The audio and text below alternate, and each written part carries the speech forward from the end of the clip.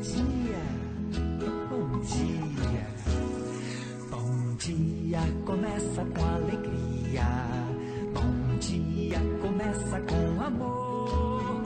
O sol a brilhar. Olá, bom dia. Que a graça e a paz do nosso Senhor Jesus Cristo esteja sempre sobre todos vocês que têm nos prestigiado, nos acompanhado, domingo após domingo, aqui no canal da Igreja Presbiteriana Conservadora de Jardim São Pedro. Já são 8 meses de reclusão e que nós iniciamos esse projeto de gravar vídeos, de fazer live, levando o Evangelho até vocês. No início não foi nada fácil, era tudo muito novo para nós, desafiador e ainda é. Mas hoje nós vamos aí, dia a dia, pegando um pouquinho de experiência ali, e Deus tem nos abençoado, tem nos fortalecido e nos dado grande, mas grande mesmo, misericórdia para continuarmos nesta jornada de levar até vocês, através da internet, a palavra do nosso Deus. Agradeço muito as inscrições de todos vocês, também agradeço os likes de todos vocês. Que Deus abençoe a vida grandemente de cada um. E sempre lembrando que as regrinhas do YouTube é que as pessoas inscritas assistam os vídeos e dê um like para assim poder confirmar sempre a sua inscrição. E assim você também estará contribuindo com a palavra de Deus sendo levada até os confins desta terra. Vamos orar? Vamos pedir a Deus orientação, sabedoria. E hoje nós vamos continuar nosso estudo na palavra de Deus, na carta de Paulo aos Romanos, capítulo número 5. Oremos. Pai querido, nós te agradecemos por esta manhã maravilhosa, por esse dia tão rico. Agradecemos porque o Senhor nos deu a oportunidade de contemplar a beleza da tua criação mais uma vez. Sê conosco, nos abençoando, nos iluminando, nos capacitando diante da tua palavra santa e inerrante. Que neste domingo, ó Deus, sejamos gratos a Ti, que os nossos pensamentos estejam voltados sempre para Cristo Jesus. Nós oramos agradecidos em nome do Senhor Jesus Cristo. Amém. Meus amados, já estamos alguns domingos falando na carta de Paulo aos Romanos, compartilhando um pouco deste livro maravilhoso. Eu quero compartilhar com vocês uma frase de Martin Luther, que ele escreveu assim: em toda a Bíblia, dificilmente há outro capítulo que se iguale a este texto triunfante. Qual texto? Esse texto que nós vamos iniciar hoje. Romanos capítulo 5, do versículo 1 até o versículo de número 11. Eu quero dizer a vocês que o mundo está em guerra. E nós enfrentamos uma guerra biológica neste momento. Já faz muito tempo, nos últimos 100 anos, aprendemos a numerar nossas guerras mundiais. Mas, mesmo diante disso, o mundo esteve envolvido em uma grande guerra, mesmo antes dessas guerras. Alguém, certa vez, definiu paz como aquele breve momento na história em que todos pararam para recarregar suas armas.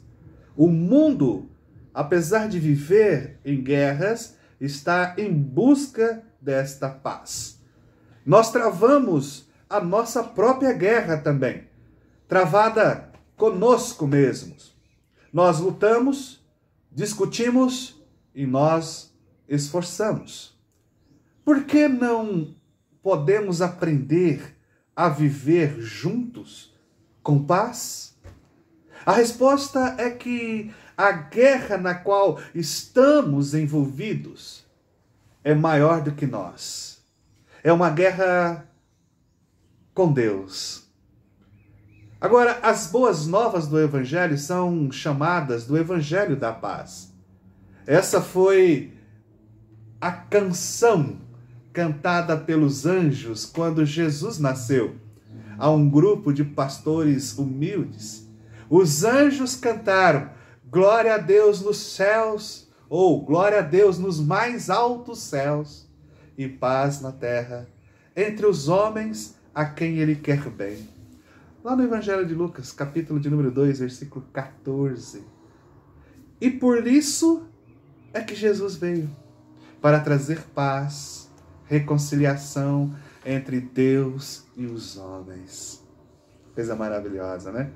Então, a partir dessa observação que fizemos, receberemos os benefícios que acompanham a nossa salvação.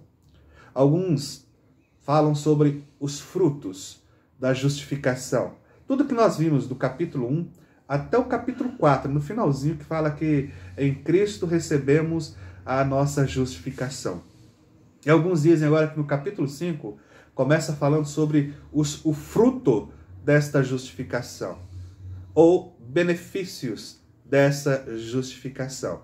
Eu dei o nome de benefícios, os benefícios da justificação, mas eu aumentei um pouco, os benefícios da justificação que alteram vidas apenas pela fé. Vamos lá? Vamos lá então pegar esses benefícios. Primeiro benefício, nós vamos só ficar aqui com o versículo 1 até o 4 nesta manhã. Primeiro benefício da justificação, que altera a nossa vida. Em relação ao passado, temos paz com Deus. Versículo 1 do capítulo 5. Portanto, uma vez que pela fé fomos declarados justos, temos paz com Deus, por causa daquilo que Jesus Cristo, nosso Senhor, fez por nós. Olha, este capítulo começa com a palavra portanto. Esta palavra portanto, ela aponta para uma conclusão do capítulo 4, do último versículo, o que foi ensinado no capítulo anterior. O que foi ensinado lá? Que fomos justificados pela fé. Então, portanto, no capítulo de número 3, Paulo nos diz que fomos declarados justos, não com base na nossa obediência, não com base na nossa capacidade de guardar os mandamentos ou a lei, mas por meio da fé. Fé em Cristo Jesus, não fé em fé. Não é essa fé na fé, essa fé não é certa, é a fé em Cristo Jesus, por meio de Cristo Jesus. No capítulo 4, Paulo nos mostrou alguns exemplos de que somos justificados pela fé e não pelos nossos próprios merecimentos ou nossas boas obras. E ele dá exemplos de Abraão, né? Estão lembrados? Abraão e Davi, dois exemplos, duas pessoas que foram justificadas pela fé, a parte das boas obras, a parte dos méritos. Abraão não tinha mérito algum, Davi então não tinha mérito algum para ser salvo. E Paulo então vai buscar exemplos nessas pessoas que eram figuras importantíssimas para o povo de Israel, para dizer que nem eles também não foram salvos pelas suas obras, mas salvos simplesmente pela fé em Cristo Jesus. Agora, por causa da justificativa descrita no capítulo 4, temos um resultado. E o resultado é paz. Se agora temos paz, isso significa, amados, que houve um tempo em que não tínhamos paz. Se agora temos paz, houve um tempo em que estávamos em guerra com Deus. Éramos seus inimigos e ele era o nosso inimigo. Voltando ao capítulo 1, Paulo disse que Deus mostra do céu sua ira contra quem? Contra toda a impiedade e injustiça dos seres humanos, que por sua maldade impedem que a verdade seja conhecida. Veja então, a revelação de Deus para o pecador é caracterizada pela palavra ira. Então, ira, inimizade, encerra, o capítulo 1 encerra uma inimizade entre Deus e o ser humano. Então houve um momento que estávamos em guerra com Deus, separados. Havia um muro divisório entre nós e Deus. Mas Paulo vai dizer assim: mas em Cristo Jesus, este muro que nos dividia, que nos separava de Deus, foi derribado e agora há paz. Isso me lembra um pouquinho lá daquele muro de Berlim, o muro lá que separava a Alemanha Oriental e Ocidental. Isto na década de 90, o muro separava dois povos, até que foi derrubado e houve então paz entre aquelas pessoas. Isto é que havia entre nós um muro que separava-nos de Deus. Mas em Cristo esse muro ele é derrubado e agora então esse estado de inimizade contra Deus acabou. Agora temos paz com Deus. Mas isto é possível somente em Cristo Jesus. Só na pessoa de Cristo. Em mais ninguém. Nenhum ser humano, a não ser Jesus Cristo, foi capaz de nos trazer esta paz com Deus. Paulo está dizendo: só Jesus e pela fé. Não é pelos seus méritos, por você ser uma pessoa legal. Não é. É por Cristo somente. Só a fé em Jesus Cristo pode trazer a paz à alma cansada. Vem já, meu Jesus. Só o Senhor pode me dar paz à minha alma cansada e sofrida. Agora, é comum falar de alguém que, quando ele está perto da morte, temendo, e a gente fala: ele fez a paz com Deus. É comum, já ouvi muito isso em velório, as pessoas naquele momento, né, triste, de luto, dizendo: ele fez a paz com Deus. Eu vou sugerir que tal frase está incorreta. Está incorreta. Por quê? Porque é impossível para uma pessoa ela fazer as pazes com Deus. Não tem condições, é impossível. É por isso que Jesus Cristo veio. É por isso. Ele fez as pazes para nós. É Jesus que fez. É nele. Nele temos paz com Deus. Por isso eu digo que é impossível. Essa frase está incorreta. Ele fez as pazes com Deus. Na verdade, olha que maravilhoso. Na verdade, Cristo não é simplesmente ou apenas fez a paz por nós. Não. Ele é a nossa paz. Ele é a nossa paz. Isso se reflete no fato de que ele é a nossa redenção. A palavrinha redenção a gente viu lá atrás o que ela significa. Jesus é a nossa paz. Ele é o rei da justiça. Isaías diz que ele é o príncipe do quê? Da paz. Ele é o príncipe da paz. Ele é a própria paz. A paz veio com a morte de Jesus Cristo. A paz veio por meio do sangue derramado lá na cruz do Calvário. E Paulo quer que entendamos que a nossa guerra contra Deus acabou em Cristo. O muro que nos dividia, que nos separava do todo-poderoso Deus, foi derrubado. Cristo obteve a vitória na cruz para nós. E nós podemos desfrutar desta paz. Deus declarou guerra contra todos os seres humanos por causa da sua rebelião pecaminosa contra ele e contra as suas leis. Deus declarou guerra.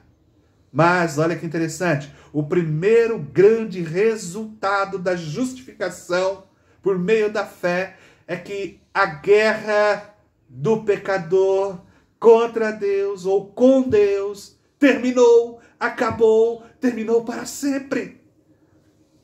A Bíblia refere-se ao fim deste conflito como a reconciliação de uma pessoa com Deus. Só um detalhe antes de passarmos para o próximo passo. Paz com Deus é diferente de paz de Deus. Quando a gente encontra as pessoas, a gente diz assim, paz de Deus. Não é verdade? Paz de Deus, irmão, paz de Deus, meu caro amigo. Essa paz de Deus é diferente desta paz que eu estou falando nesta manhã, paz com Deus. Na verdade, existe paz com Deus, paz de Deus e o Deus da paz. São termos diferentes. A paz de Deus é aquela paz que encontramos lá na carta de Paulo aos Filipenses, capítulo 4, versículo 7. Esta paz é um sentimento que pode estar com um tanque cheio hoje e vazio amanhã. Você pode ter paz hoje, mas amanhã, segunda-feira, você pode acordar sem essa paz. A paz de Deus pode estar em júbilo nesta manhã maravilhosa de domingo e angustiada amanhã, necessitando de paz de Deus. Então ela é diferente. Paz com Deus, ela não sofre essa variação. Hoje eu estou com o tanque cheio, amanhã não. Hoje eu estou feliz, amanhã não. A paz com Deus não sofre essas variações, porque não é um sentimento, é um status, é um estado, uma condição. Paz com Deus quer dizer que antes de você crer, você era um réu diante de um tribunal, de um juiz, e agora você então passa a ser considerado filho diante de um pai. Então é um estado. Não muda, essa paz não muda.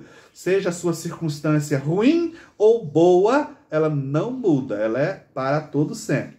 Nós que outrora éramos réus, agora somos filhos, fomos reconciliados com Deus. Em relação ao passado, nossa situação está resolvida. Fomos reconciliados com Deus. Então não se preocupe com o dia de ontem. Se você é cristão, se você está em Cristo, a vida passada passou. Hoje você é uma nova criatura em Cristo Jesus. Então, o passado ficou no passado. Segundo benefício da justificação, eu quero falar sobre 3 neste prazo que nós temos. E agora, nós vamos falar em relação ao nosso presente. Agora, nós temos acesso à graça. Olha o versículo 2. Por meio da fé, nunca se esqueçam, sempre por meio da fé. A fé não é a fé que salva, a fé é um conduíte, um canal da salvação, um canal da bênção. Foi por meio da fé que Cristo nos deu acesso a esta graça, que agora estamos desfrutando com segurança e alegria. Primeira parte do versículo. A palavra acesso, palavrinha que pode ser facilmente passar despercebido em nossas leituras. A palavra acesso, que Paulo usou, é uma palavra muito importante.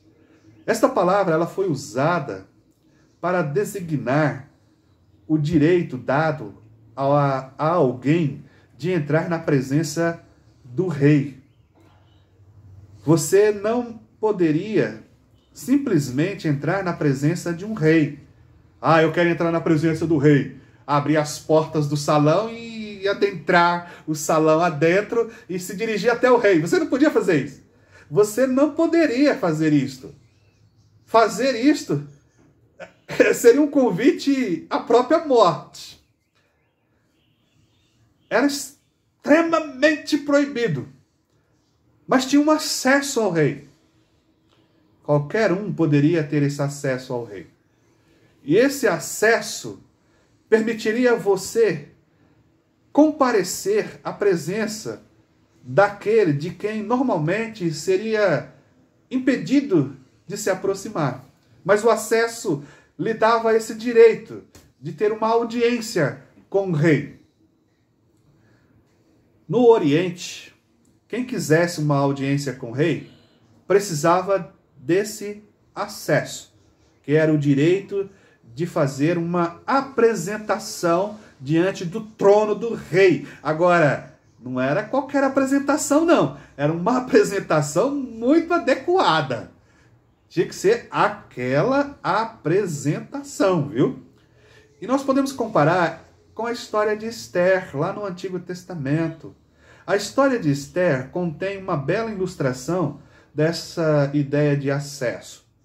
Lembremos, Esther desejava implorar ao rei Assuero, seu esposo, a segurança de seus compatriotas judeus. Ela desejava.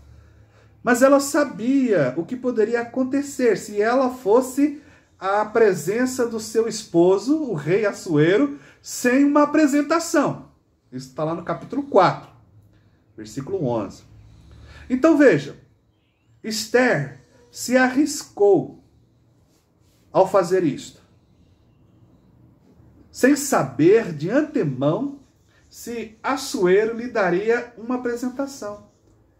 E diz que ela passou alguns dias se arrumando, penteando o cabelo, fazendo as unhas, se embelezando, tomando vários banhos de todos os tipos, de flores, de leite, e se arrumando todo para o seu rei, que na verdade era seu marido, jejuando, pedindo orientação a Deus. E depois ela foi até o rei, muito bela, bonita. O rei botou os olhos na sua esposa e não teve como negar a apresentação. Pode apresentar, minha rainha. Então ela fez sua bela apresentação. Felizmente para ela, ele concedeu sua graça e a paz. Olha aí, a palavra para acesso refere-se então à entrada na sala real, ao livre acesso à sala do grande trono.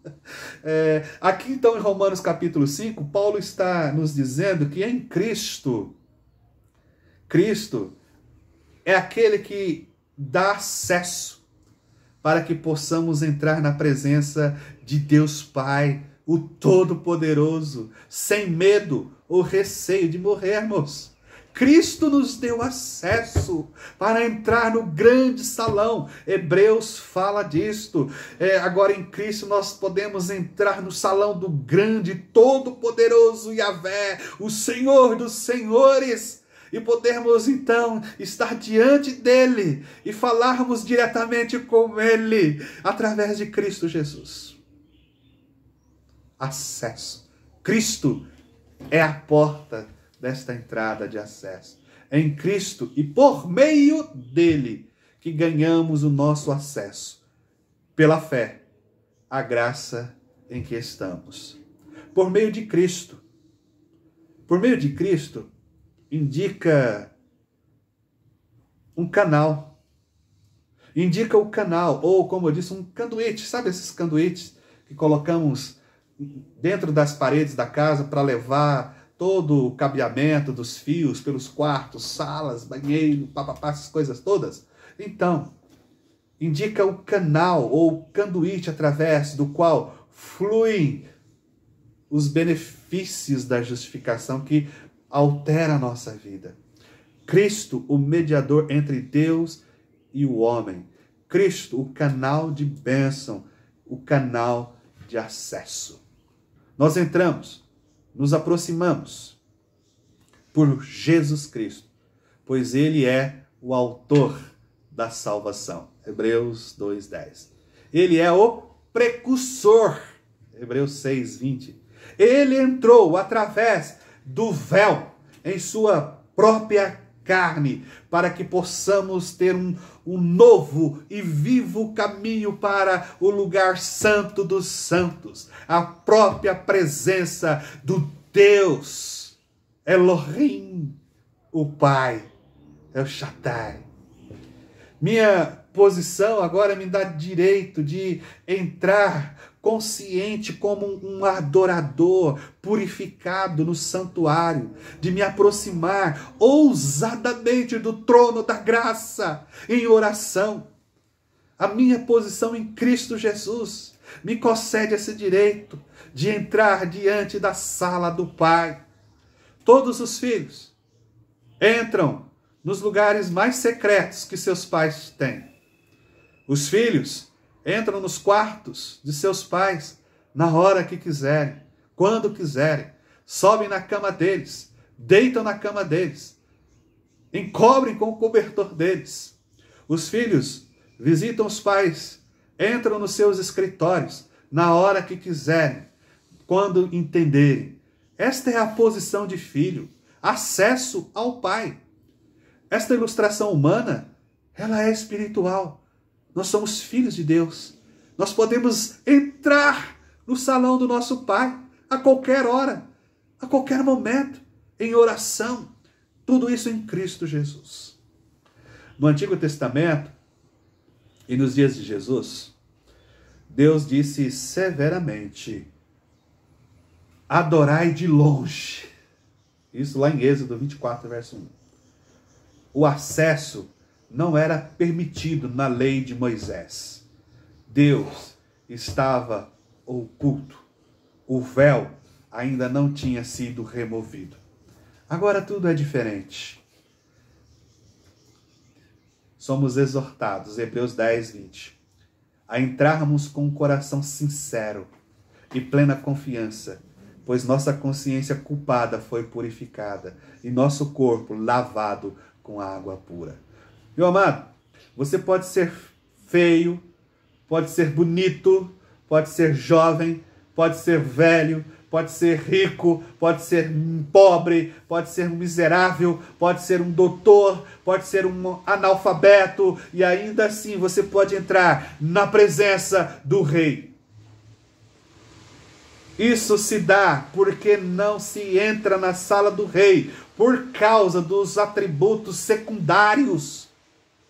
Você entra porque você é filho do Rei e tem livre acesso a Ele. Não precisa mais de um representante para te introduzir na sala de Deus, a não ser Jesus, para te colocar na presença de Deus. Você foi feito filho, sacerdote real. Você pode entrar na sala do trono, falar com Deus em qualquer dia, em qualquer hora e em qualquer lugar que você esteja. Você tem livre acesso para entrar na presença do Pai.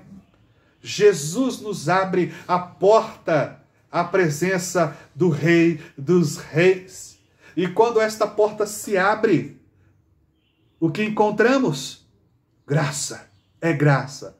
Não condenação, nem juízo, nem vingança, mas puramente misericórdia e o glorioso favor de Deus.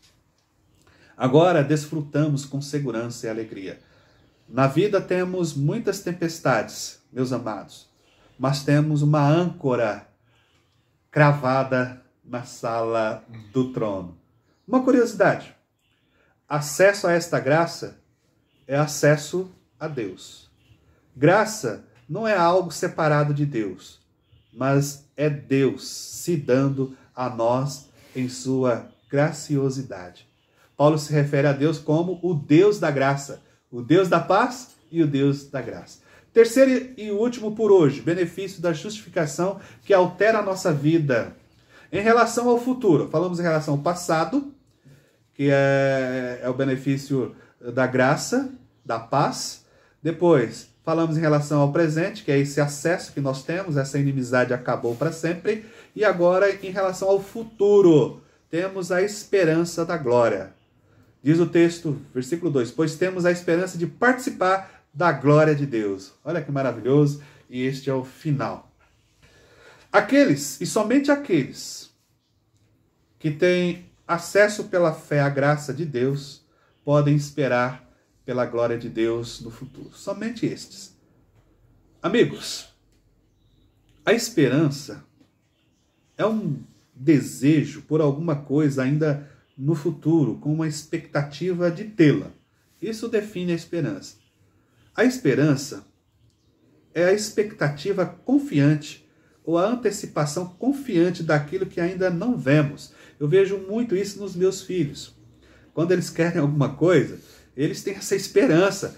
E a esperança deles é aquela expectativa de ter aquilo. E eles ficam muito esperançosos mesmo, confiantes na antecipação daquilo que ainda não tem. Isso é esperança. Já dizia alguém que a esperança é que nos move. Se a esperança de um homem é acabar, ele está fadado a esmorecimento.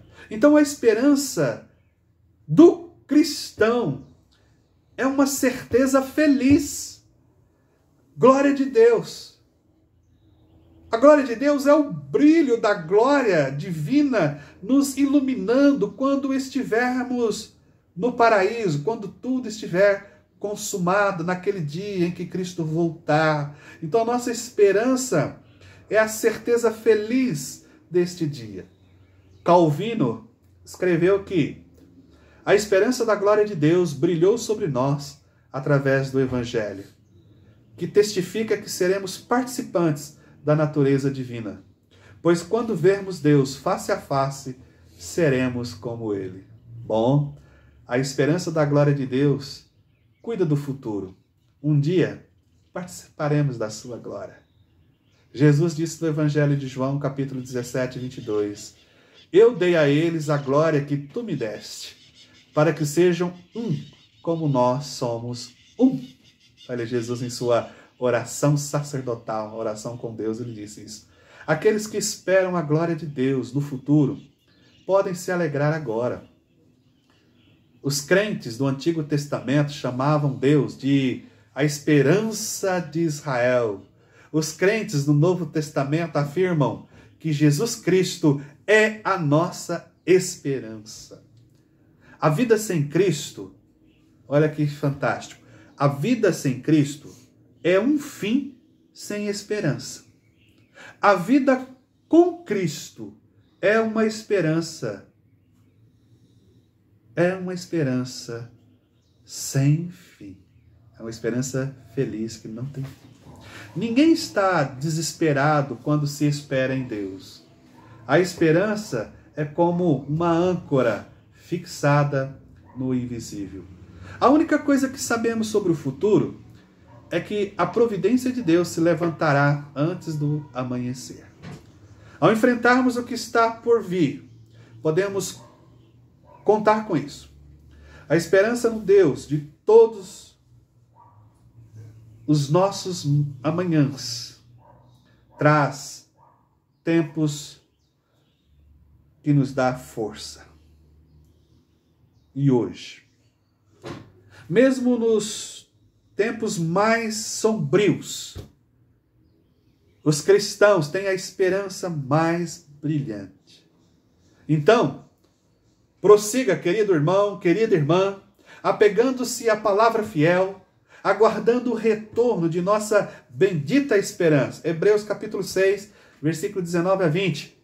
Temos esta esperança como âncora da alma, firme e segura, a qual adentra o santuário interior, por trás do véu, onde Jesus, que nos precedeu, entrou em nosso lugar, tornando-se sumo sacerdote para sempre. Olha que maravilha, Jesus está nos céus, nossa âncora firmada no salão, no grande salão do Todo-Poderoso Yahvé, e dando a nós esse acesso fantástico. Meus amados, a partir do verso 3, o apóstolo Paulo nos afirma que a justificação não apenas nos prepara para o céu, mas também nos prepara para vivermos vitoriosos aqui, na terra, nesta terra fantástica, bonita, maravilhosa. Deus nos dá forças para vivermos aqui vitoriosos. Agora, então, ele passa a mostrar como a justificação pela fé nos capacita a viver vitoriosamente no meio das tensões desta vida, tá bom? Mas isto é um assunto para o próximo domingo, e até lá, e você já é o nosso convidado. Fique com Deus, que a paz de Deus, que é diferente de paz com Deus, seja sempre sobre a sua vida. E até o nosso encontro e o nosso convite para hoje à noite, domingo, né? Hoje à noite, às 19 horas, lá no canal do Facebook, para compartilharmos mais um pouco da palavra do nosso Deus. Um grande abraço.